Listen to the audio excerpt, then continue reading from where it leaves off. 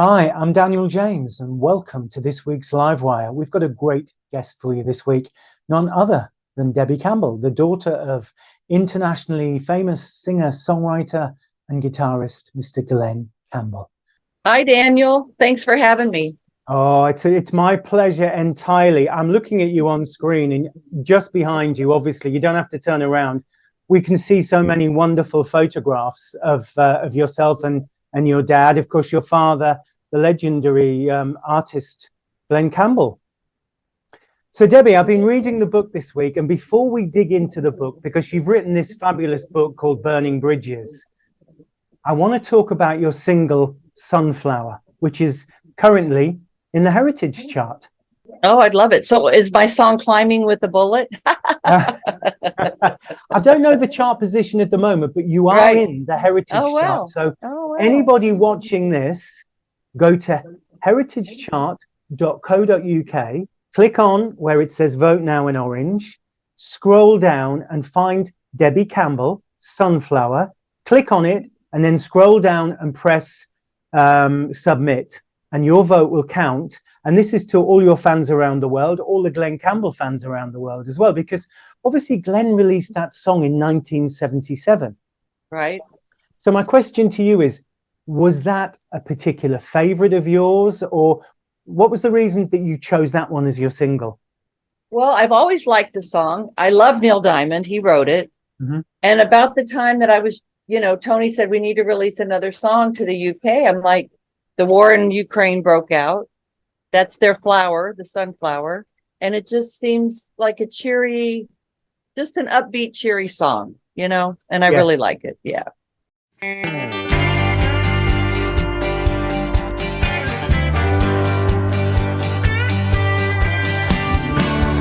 Sunflower, good morning. You sure do make it like a sunny day.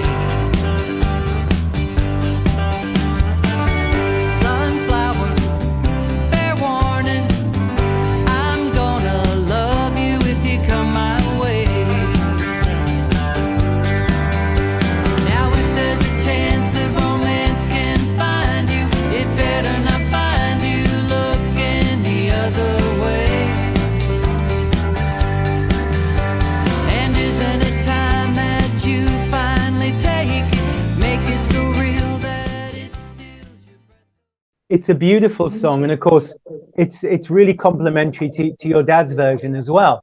Oh, thanks. Can I take you back?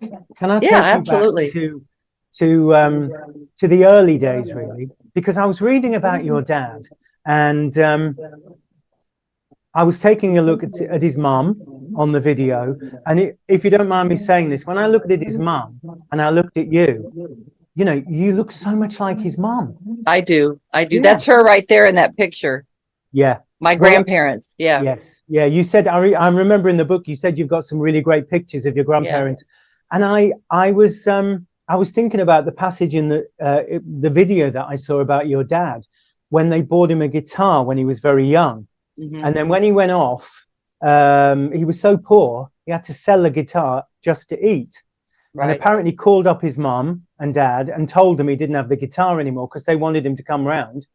And your grandma went out and picked some cotton to buy him another guitar. Yep. Amazing story, isn't it? I know. They were wonderful people. I come from a very working class background myself. Right. And when I read it, that's the exact kind of thing that my mum would have done for me. Right. And, you just think, those amazing sacrifices that parents make to get their kids to move their children along, Right, exactly. So for yourself, I was thinking about your dad when he left home and moved to Albuquerque and started to play music and stuff. Right. And did he ever talk to you about those times? No, not really. I mean, I knew Dick Bills and Aunt Judy, that's the band that he played with in Albuquerque. But I mean, we talked about when he was married to my mom and my grandpa, my mom's dad, and fishing and Indian trading, because my grandfather, my mom's dad, had the very first trading post in Gallup, New Mexico. So he did a lot of trading with the Indians. And the beautiful jewelry that my grandpa would give my dad and stuff like that. But as far as the days of playing in the hitching post, no, not so much. We didn't really talk about No. And of course, he moved on from there and went to Los Angeles. Right. And then became this most amazing session musician. Yes. I mean, some of the artists, you know, hundreds of artists. I host a radio show called Bangers and Chat. And what I do is when I play the records, I read out the history of the track from the 60s, 70s, and 80s. Your dad's name comes up so many times. Oh, I'm sure. And can you believe, Daniel, he's not even in the Rock and Roll Hall of Fame? I mean, that is just crazy. It's shocking. About a week ago, they released the recent nominations. Right.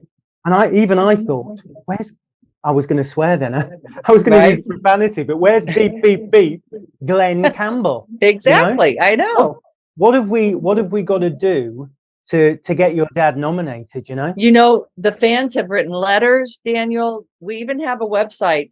Glen Campbell should be in the Rock and Roll Hall of Fame, and it's been around forever, and there's thousands of people on it, but to no avail. You know, Dad's still hasn't got a nomination, you know? Well, hopefully it's going to happen, you know? We just keep the pressure going, and one day it'll happen.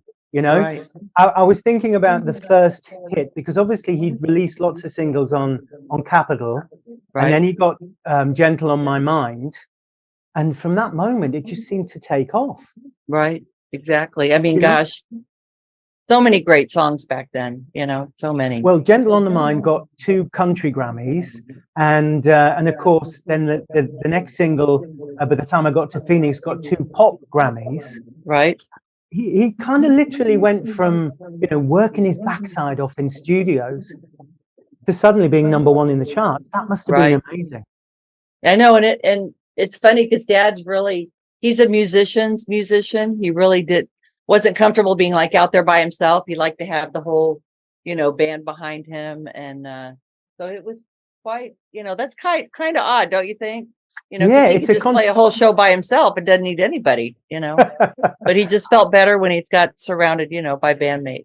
Maybe that's to do with the fact that he came from such a big family and everybody sung together, and he felt so comfortable. Yeah, you know, yeah. And I'm sure Elvis felt the same way. I'm sure Elvis didn't like being out there in front. He'll probably like being surrounded by his bandmates also, I would think, you know. I remember watching one of the videos, and one of the guys said, you know, that your dad turned around and said, he was calling people and said, hey, I've got to get a band together. I need to go on the road, because he was in the charts. Right. And he said to them, I can give you $24.40 and as much Coca-Cola as you want to drink if you come on the road. Right. Oh, how funny. You should have been sponsored by Coca-Cola. Exactly. Absolutely. So there he is in the States, and he's getting #1 records, and it's all, you know, it's all going crazy for him. And I read in the book about you going to stay with him, and you were eventually over here at Lakenheath with your stepdad and your mum. Right. And I read about him sending a limo to pick you up. Yes. I still remember the limo driver's name. It was always Barry. Barry was always the one that Dad sent to get me, and Barry and I became very good friends. And did you take a school friend with you? Sometimes I did. Yeah. Must have been I think kind of twice. crazy. Yeah, because Dad was so busy. I mean, even though he wanted me up in London, you know, with him, he was so busy that he allowed me to bring somebody with me to chum around with while he was busy doing his interviews or whatever. Yeah, I mean, backstage can be kind of crazy if, you know, when the artist is busy. At least you had your friend with you. I just wonder, you know, you'd seen some of it already, you know. You'd kind of been in Hollywood, you'd been in the big house. By the way, that big house that Billy, I look at it, it's like a compound, isn't it? I know. I mean, when I first went there and lived, I mean, I thought I would get lost if I didn't have one of the kids with me showing me around. I mean, somebody could have actually lived in that house for a month and you would have never known it. Yes. It was so huge.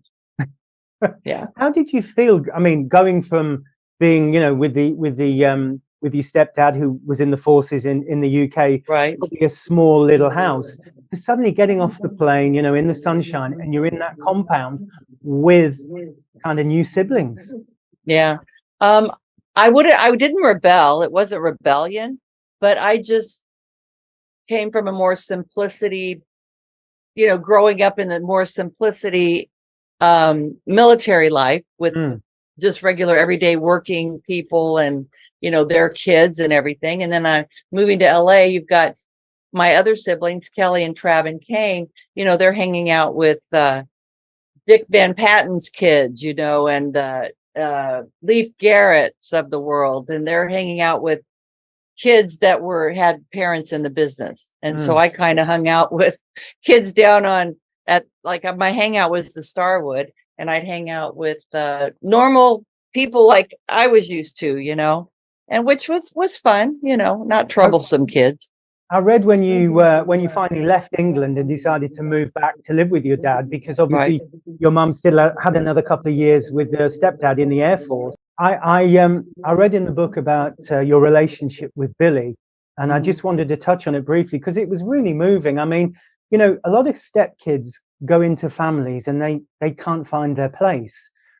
My instinct with you is that you go out of your way. I mean, you probably had to bite your lip several times. You probably had to stand back and take a deep breath. But I get the impression that you kind of went out your way to try and smoothly fit in. But I did fit in because Billy allowed me to fit in. You know what I mean? Yeah. There's a great picture in the book of you and Billy standing with another of your two step siblings. Half siblings, yeah. Yeah, and you know, you probably look about 14 or 15 or 16 or something. Yeah. But you look, you know, really calm and stuff. And the impression I get from her is that she welcomed you in. She did. And she honestly, you know, she was in my life for 16 years, you know, through the formative years of my life, you know, a young child. And yeah, it was really a hard blow when her and dad split up. It would have been really easy for her to push you aside. So she must have been some kind of woman, really, you know? Yes, she was. She was an amazing, amazing woman. Yeah. And her and dad's divorce was so bitter and bad that I was told I wasn't allowed to have anything to do with her. And it snowballed, you know. It was like what a horrible thing to tell a child, you know. It's almost like you inherited, you know, your dad grew up with the whole family around him. Right. And it's like you've carried that on, you know. Right. And I kind of always see parallels between you, your dad, and your grandma on your dad's side. Because I kind of look at you. I've thought this week when I've been reading the book about the tensions behind the scenes, and when, you know, Kim's family came along and tragically, was it 2011, you were kind of seemingly shunted aside, just wiped off the face. You toured with your dad for 24 years, and suddenly you're out of the picture. And you know, I think about the closeness that you had with your dad and being the eldest girl, and I've tried to work out why would that, you know, what would the reasons for that coming about. And I look at the pictures of you with your dad, and I just think maybe they saw you as an immovable force, because there's this tall, appearing to be strong woman who's been with the dad for 24 years. And then there's all these young ones coming along. I maybe they just felt a little threatened by what appeared to be your strengths, because, you know, you'd go on tour with your dad, you'd iron his clothes, you'd play cards with him, you'd play golf with him. You must have had amazing times. I was everything they weren't, and didn't know how to be. That's the perfect scenario. They didn't know how to be like that. You know, they grew up in a different coddled. Is coddled the right word? I guess. You know, and I was very much like dad. I am so much like my dad. Sometimes I have to catch myself saying things that, oh my God, dad would have said that, or he would have laughed at this. You know, they were crazy, Daniel. I mean, when Kim let me go, they actually, you know, we had a website that all the band members' wives and families could go to see what hotels they were in. They took me off that website.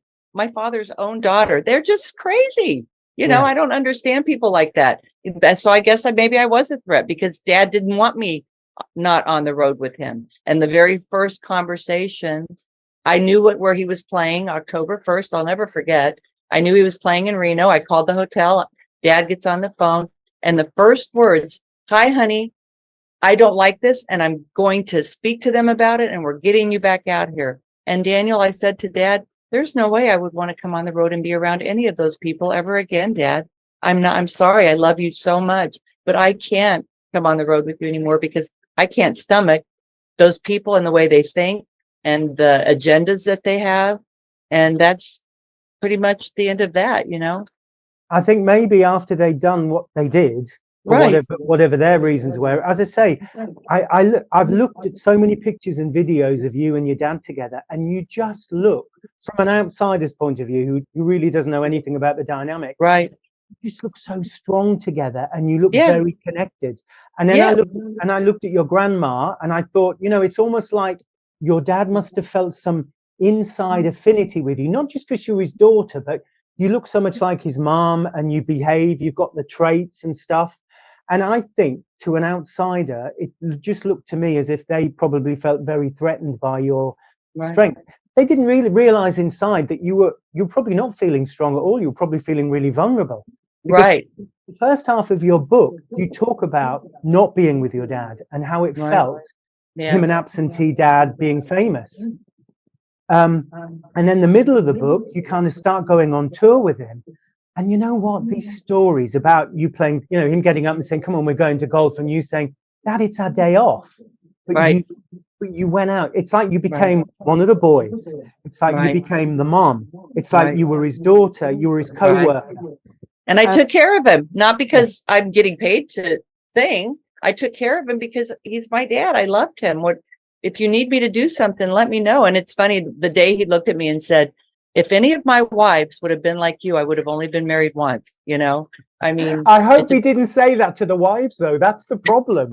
Because then he set you both up, like, you know, Right. who's better than the other. You know, I looked after my mum for many years. I was her carer because she became quite ill. Right. And I think the reason I relate to some of the things you say in the book is just because when one sibling appears to be strong, I think other siblings or step siblings, they paint pictures in their mind of, Right. you know, oh, what's she doing to be special, and or Right. what's he doing to be special, without realizing that we're struggling as well, because all those things that you discussed you've done for your dad and you did, Right. Right. admirably, Yeah. hard work, you know, and emotionally taking a lot out of you, but they never realized and never gave a thought to how exhausting it must have been for you to juggle all those balls. Right. And it's not a competition, you know, I mean, when Kelly, my sister Kelly, would come to Branson when Dad and I were there, I'd like beg her, you know, Arkansas they were 3 hours away. I'd beg her to come and stay with me, spend time with Dad. You're 3 hours away. So it had to be something in their minds that kept them from doing that, you know, I mean, if they felt like I was a threat, because I've never been a threat to anybody, you know, I mean, I'm just me. Come and hang out. The more the merrier, you know. I think you had the fortune to be the eldest girl, Right. to have 24 years singing with your dad, because I had 10 years looking after my mum every day. Now, we weren't going on stage, but I would take her out every day. We'd share tea and cake. We'd share every little detail of her life. And without realizing it, like looking back now, I spent so much time with her that on a regular basis you wouldn't do. And in a way, maybe you didn't realize, but you spent so much time with your dad. Right. Yeah. No. And I got to really know him, and he really got to know me, and he respected me. My dad had a lot of respect for me because I worked. Even though we were singing, I still worked.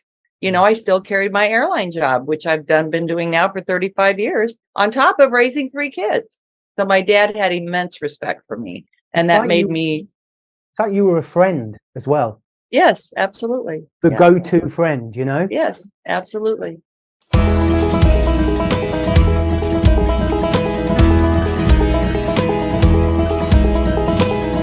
Everybody's talking at me. I don't hear a word they're saying, only the echoes of my mind. People stop and staring, and I can't see their faces, only the shadows of their eyes. I'm going where the sun keeps shining through the pole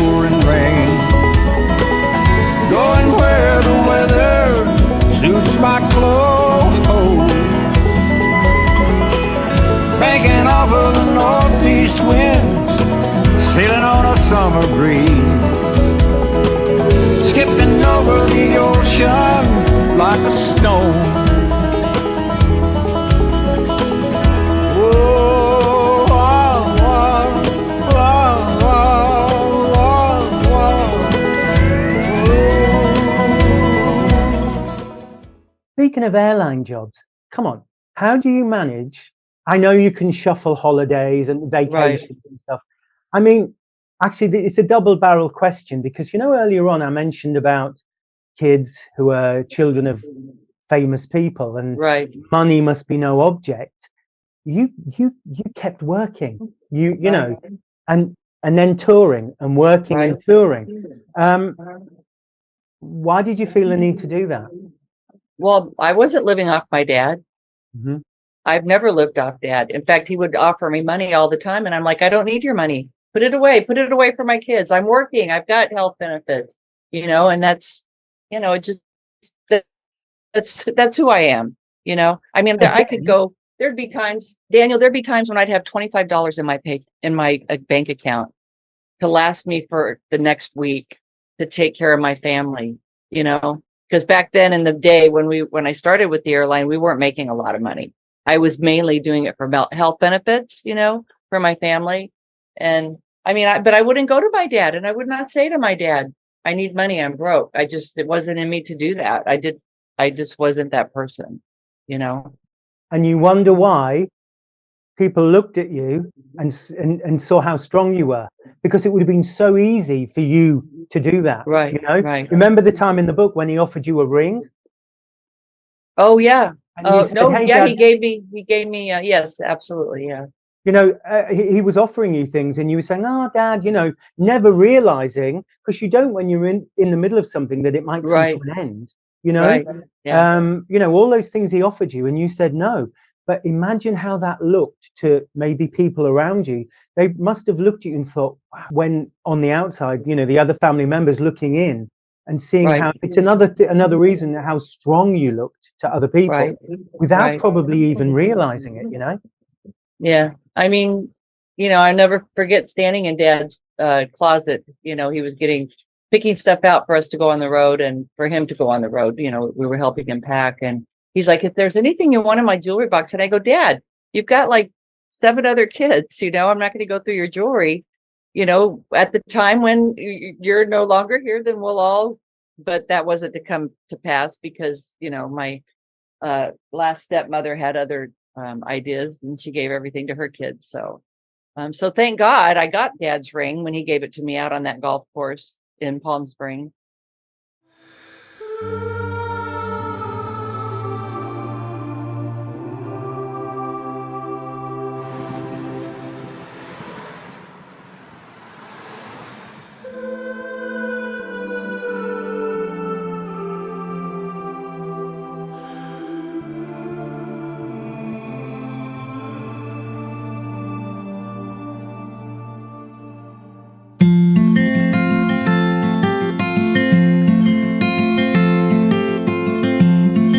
I've tried and I have failed, Lord. I've won and I have lost. I've lived and I have loved, Lord. Sometimes that's such a cost. One thing I know, the world's been good to me, a better place awaits, you'll see.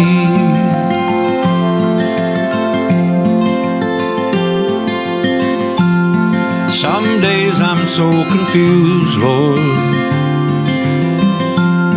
My past gets in my way. The ones I love, Lord, more and more each day. One thing I know, the world's been good to me, a better place awaits, you'll see.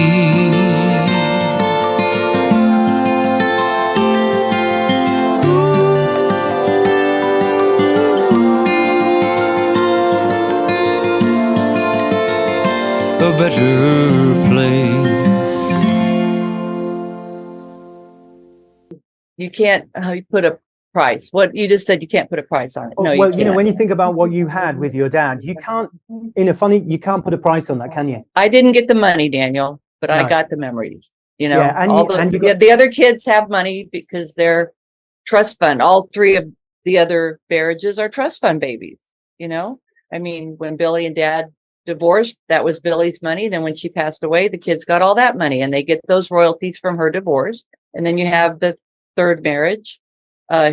He's got money from his mom, you know, and then you have the fourth marriage, and they're all trust fund babies. So I'm the only one that's working. Yeah, but I get the impression that your dad's fans see you and respect you and know what you've been through. And they see me as one of them too. I'm just me. We're all normal people living in a different profession. You know, I'm no better than Dad's fans. You know, I'm no better than anybody, and neither was Dad. You know, they just had dynamic careers that allowed them to make a lot of money. You know, everybody on this earth is the same. You're going to go, you came the same and you're going to go the same, you know, and it's just, if people would realize that, then this world might be a little better place, you know. Yeah, but you're still going on, you know, you're still fighting on and you're still keeping going. I just want to talk to you briefly about some of your memories of performing with your dad. And I know there are countless, and I know people ask you this all the time. I mean, Branson obviously sticks out to you, does it, working there? Oh yeah, that was some special times because my family, we all lived there. Dad even got a house there. He loved Branson. He loved spending time there because it was simplicity, you know. I mean, in Branson, it's such a great community, and there's still a lot of artists that do still live there, like Tony Orlando, Yakov Smirnoff, Dina Martin, Dean Martin's daughter, Mickey Gilley was living there before he passed. You know, it's just a community where you can go about your daily day and not have people hound you all the time as a celebrity, you know. And so it was special times. Yeah. I mean, it must have been a nice life doing the concert in the evening and then getting up the next day and then maybe off out with your dad for some golf. Right. Or the kids, you know, the school bus dropped him off at the theater.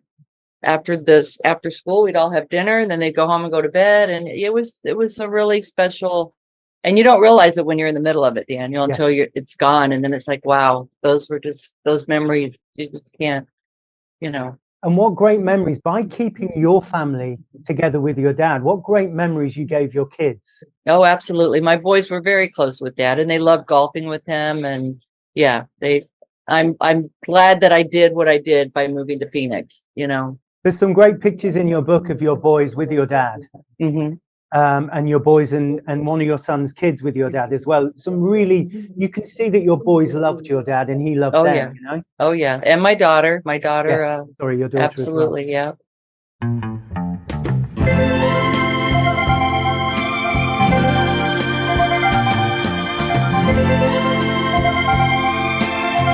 I am a lineman for the county,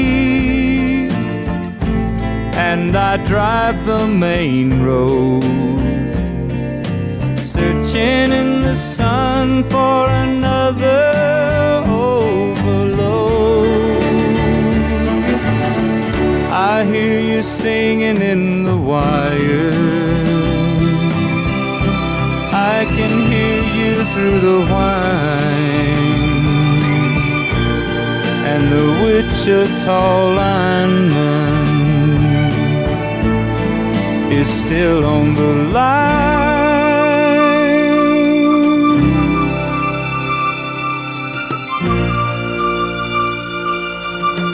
I know I need a small vacation, but it don't look like rain. And if it snows, that stretch down south won't ever stand the strain. And I need you more than want you, and I want you for all time. And the Wichita lineman is still on the line.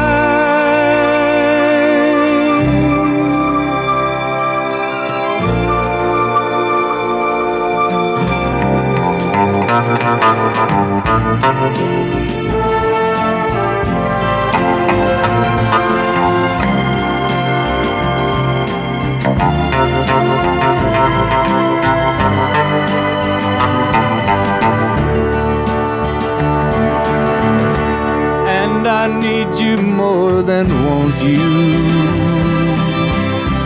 and I want you for all time.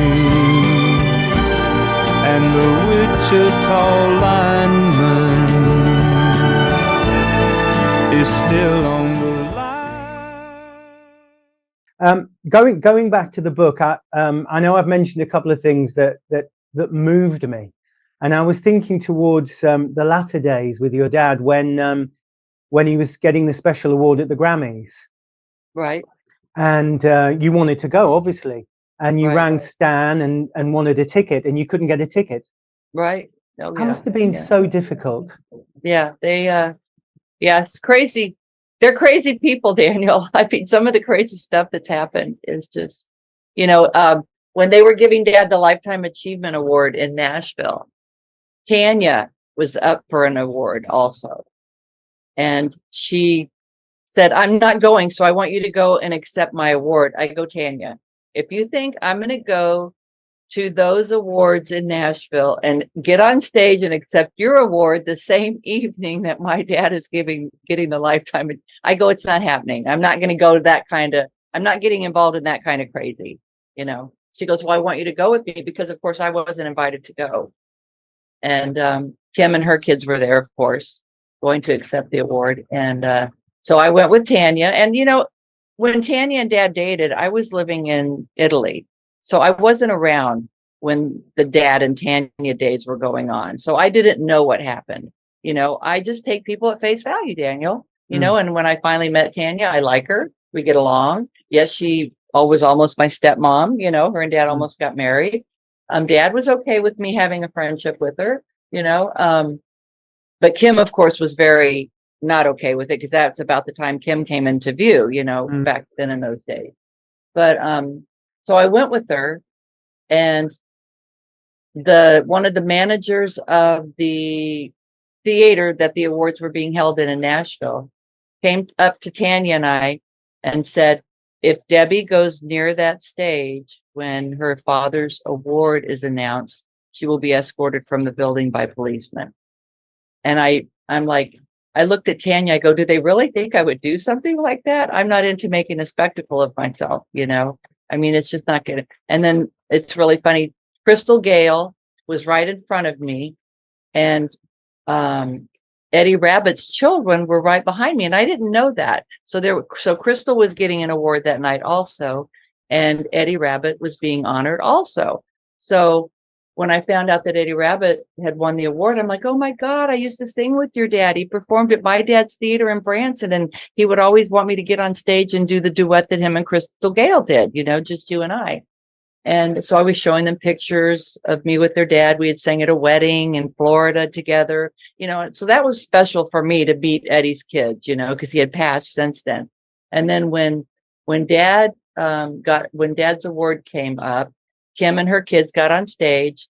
Crystal Gale turned around to me and said, I am so sorry, Debbie. She goes, you would not believe that this just seems to be the norm anymore in all these families, because so many of the artists back then have been married a couple times. They've got all the different kids. She goes, this happens more than you know. And and she gave me a big hug, and that was really special. But, it's just people that do stuff like that, they're just crazy. That's all I could chalk it up to. By the way, when you mentioned Tanya, just for anyone listening, that you were talking about Tanya Tucker, the very famous country star. She had a fling with your dad, didn't she? Quite a tumultuous fling, I think, what, they were both at wrong places in their life, I think, I mean, Tanya was just big, boom, coming up, and, here's my gorgeous dad, getting a divorce. And I think if there wouldn't been a lot of drugs and alcohol, and it wasn't a competition, because I think entertainers even compete against each other. You know what I mean? Mhm. I think they would have made it a great, because they came from both similar backgrounds. Mm. Tanya loved to hunt and fish. She would, when I remember stories from my aunts telling me when Dad would bring her to Arkansas, she'd get in the kitchen and do the dishes just like the rest, and clean up the plates and everything, something that Glen Campbell never did. You know, and so they came from similar backgrounds, you know. Yeah. I mean, Yeah. maybe because, maybe because he left home young and Yeah. had to work and really Right. struggle. And then your mom got pregnant very soon with your sadly deceased brother. Right. Maybe your dad didn't get to sow his wild oats, so to speak, like a Right. teenage boy would Right. do. But Right. maybe when Tanya came along, he found himself a very rich guy, and she was, they were Yeah, both but she had her own money too. Yeah. I mean, because Dad didn't want a prenup, but Tanya's dad did. So she was making her own money, you know. But what a Yeah. great slap in the face for for your dad, that a Right. woman didn't need his bucks. Right. Right. And she wasn't there for the money. Yeah.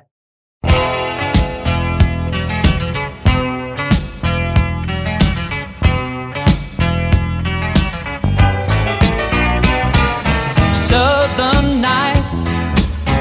Have you ever felt a southern night? Free as a breeze, not to mention the trees, whistling tunes that you know and love so. Southern nights, just as good even when closed your eyes. I apologize to anyone who can truly say that he has found a better way.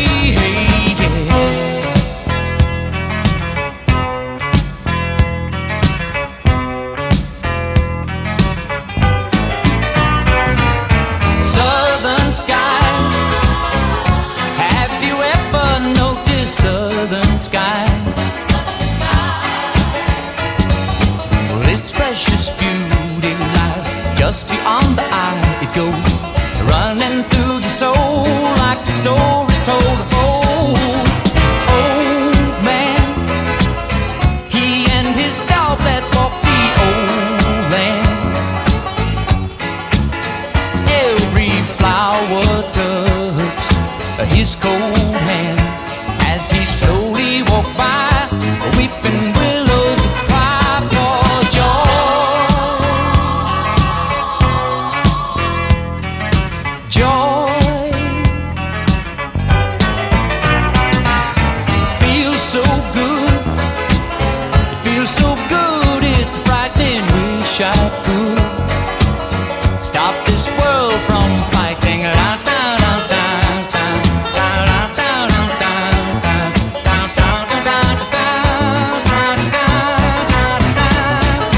Mystery like this and many others in the trees,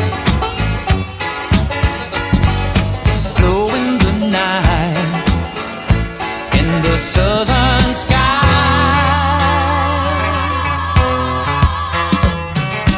Southern nights, they feel so good. It's a frightening. Wish I could stop this world from fighting. Down, down, down, down, down, down, down, down, down, down, down, down,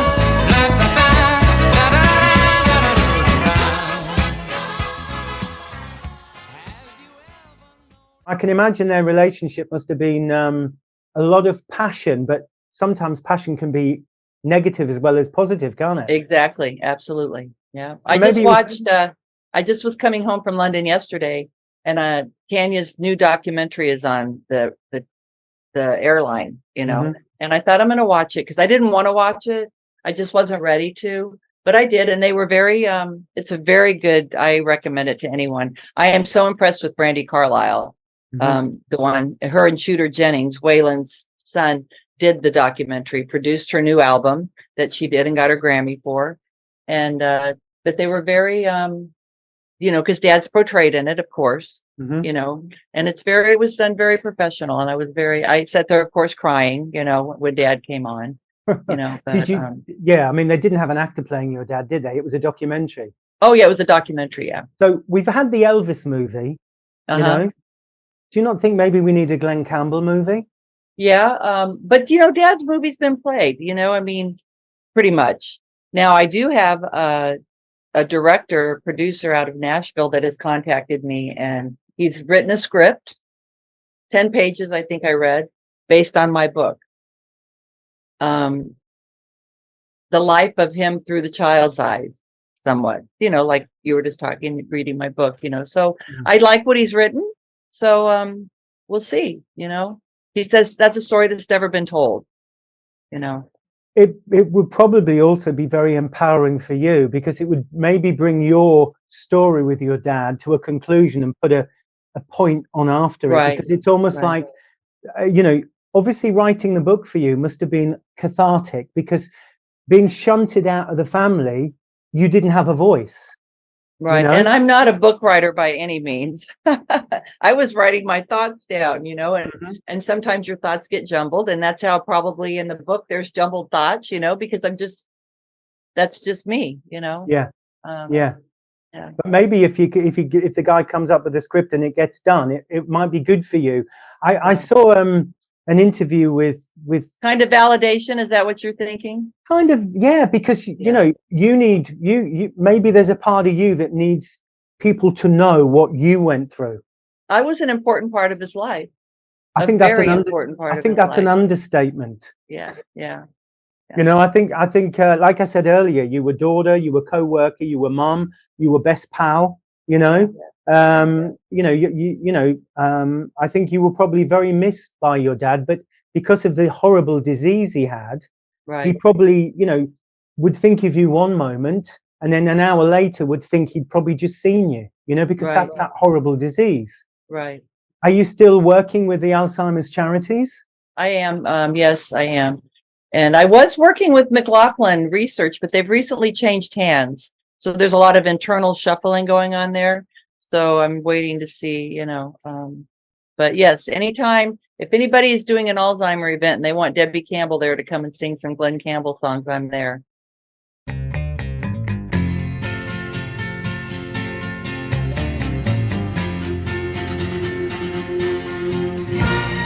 Galveston, oh Galveston, I still hear your sea winds blowing. I still see her dark eyes glowing.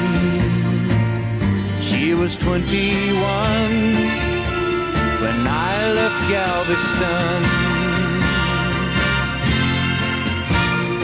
Galveston, oh Galveston, I still hear your sea waves crashing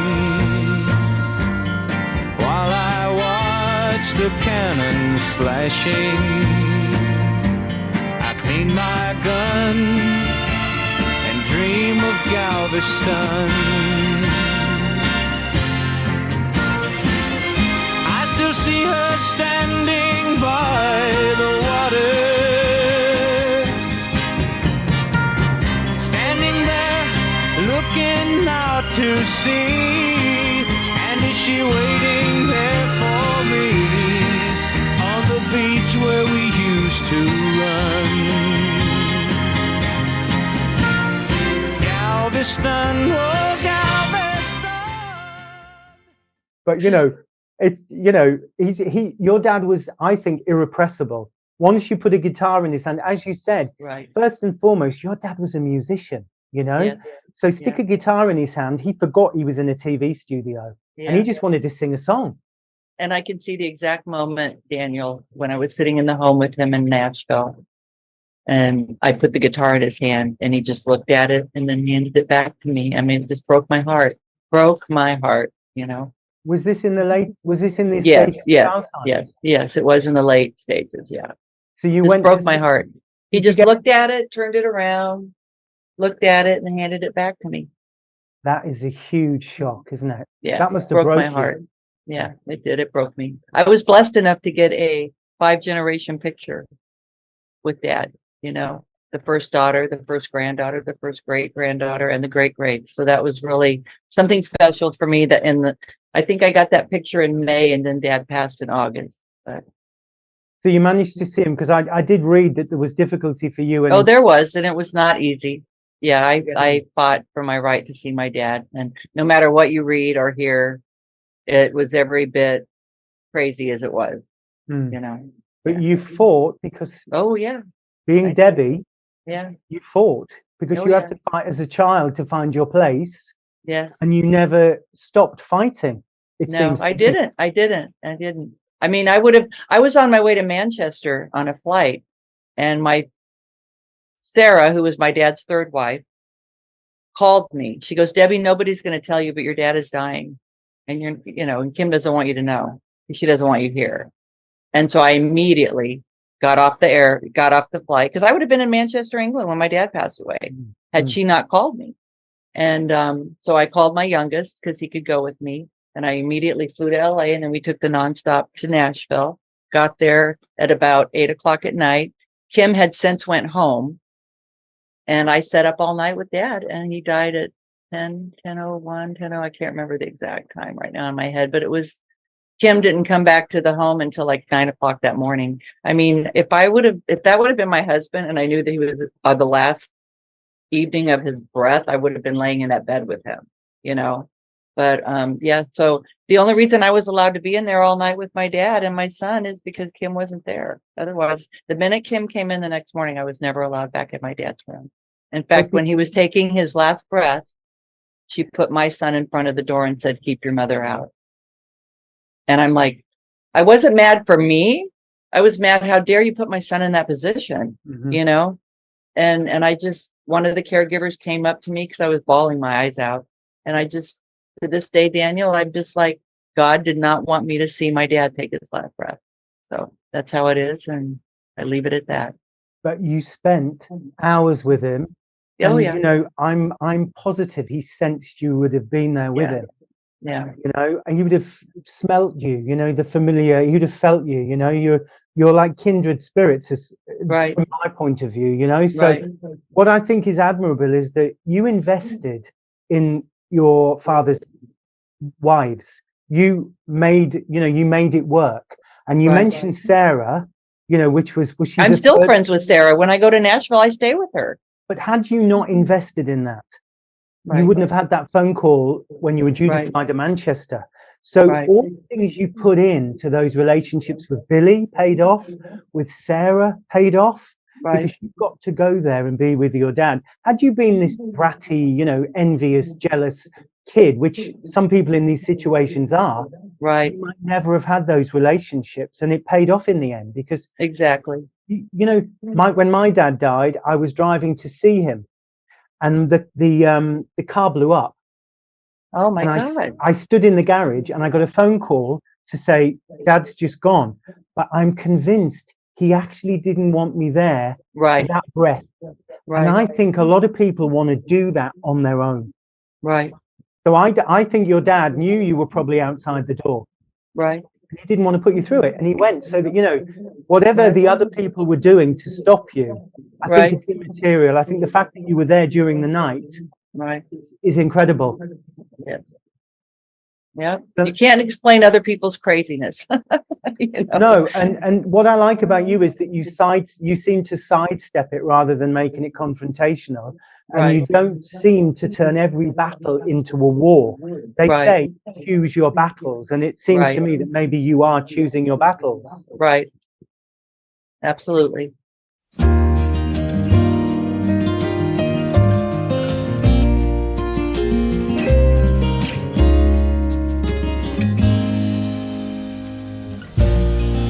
Ran away from home when I was 17 to be with you on the California coast, drinking margaritas all night in the old cantina out on the California coast. Don't think that I'm ungrateful, don't look so morose. Adios,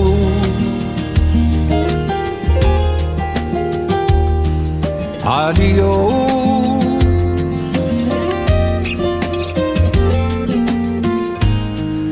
We never really made it, baby, but we came pretty close. Adios, adios.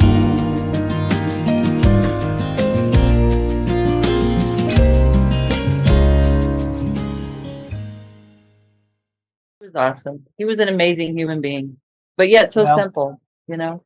Yeah. He Country was boy a at simple heart. man. Yeah. Huh?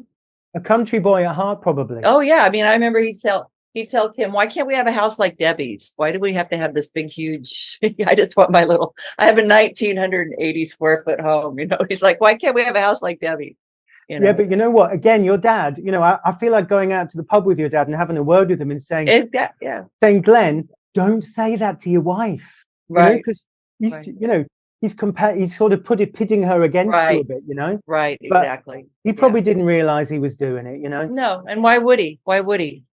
You know, why would he think his wife would be jealous of his kid? You know, I mean, Yeah. you know, Sad, really. Sad, Yeah. very sad. it's Debbie, very sad. Very I sad. can honestly say it's been a real pleasure talking to you. You Um, too. I want to know what band you were in. Oh, well, I was in it. It was like two boys. We were called Yell. Yell. Yeah. Can you find you on YouTube? Yeah, but it was a very 90s pop, you know? Right. We had a huge hit. We covered Instant Replay. Do you remember the Dan Hartman song? I don't think so. You set I- my lips on fire. You won the key to my heart. Oh yeah.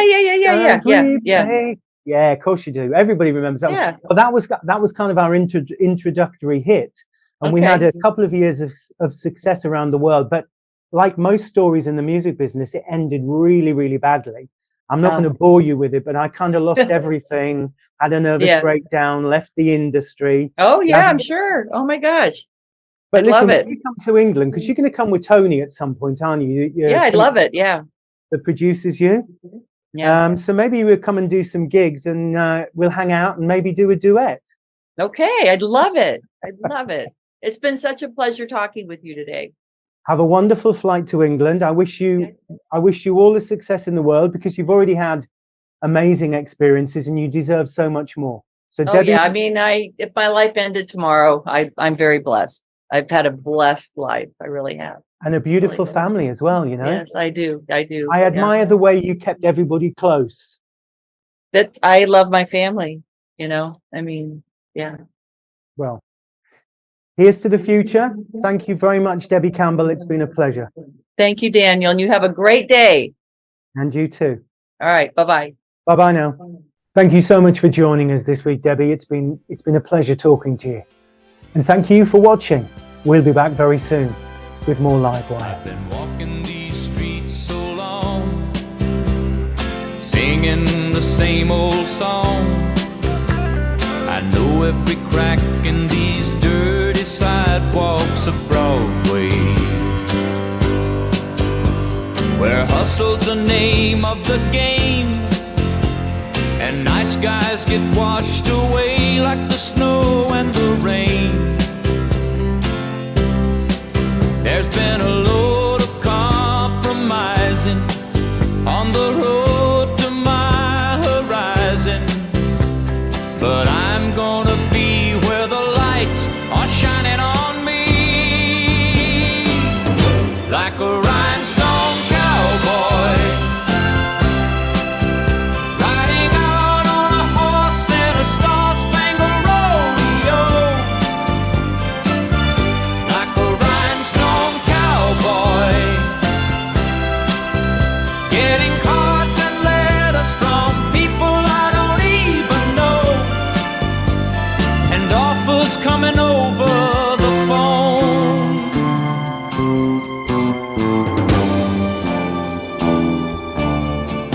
Well, I really don't mind the rain, and a smile can hide all the pain, but you're down when you're riding the train that's taking the long way.